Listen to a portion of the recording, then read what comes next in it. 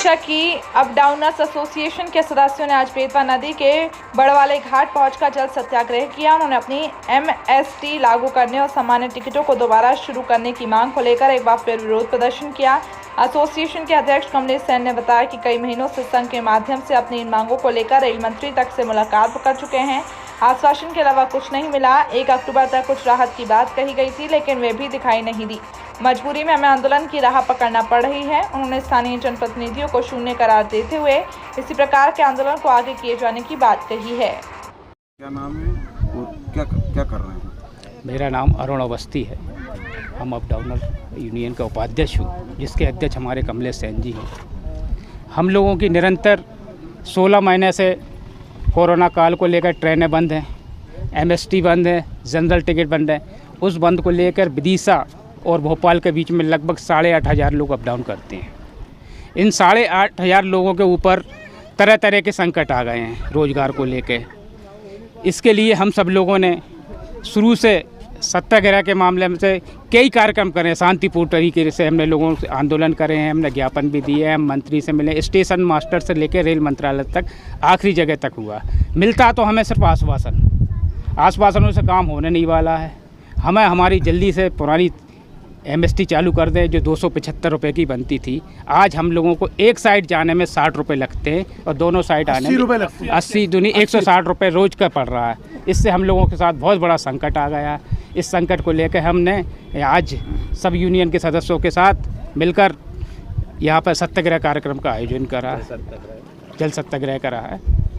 और हमारी एक ही मांग है, जल्दी से जल्दी हमारी एमएसटी चालू करें और जनरल टिकट चालू करें, जिससे कि हम लोगों को रोज़गार उपलब्ध हो सके।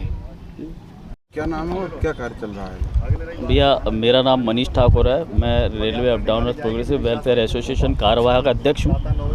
और यहाँ पर हम लोग जल सत्याग्रह करने के लिए एकत्रित हुए थे। चूँकि कोरोना काल से सारी चीज़ें बंद हो गई थी, ट्रेन सुविधाएं, सिनेमा घर, बड़े बड़े उद्योग, छोटे व्यापार, जिसके चलते छोटे शहर से बड़े शहर की ओर हर एक नागरिक में से लगभग 80% नागरिक बाहर की तरफ बड़े शहरों में जाता है अपने रोजी रोजगार, व्यवसाय के लिए, शिक्षा के लिए, क्योंकि छोटे शहरों में इतने आयाम होते नहीं हैं। तो इसको देखते हुए जब धीरे धीरे कोविड का माहौल थोड़ा सा कम हुआ, सारी चीज़ें खुल गई, सिनेमा घर खुल गए, बड़े उद्योग खुल गए, बड़े उद्योगपति की सारी चीज़ें खुल गई। लेकिन सिर्फ नहीं खुली तो ट्रेन की सुविधाएं, जो कि अगर देखा जाए तो हमें वैसे भी बाय बस जाना बहुत ज़्यादा महंगा पड़ रहा है। बहुत सारे लोग ऐसे हैं जो 6-7-8 हज़ार के लिए भोपाल जाते थे, वो आज बेरोज़गार हो गए। छोटे शहर में रोज़गार के आयाम बहुत है, तो यहाँ पे डिस्ट्रीब्यूशन भी बहुत ज़्यादा हो गया है। जहाँ पे 20 ठेले सब्जी के लगते थे, अब वहाँ पर 60 लगने लगे हैं, तो लोगों की इनकम भी कम हो गई और डिस्ट्रीब्यूशन होने।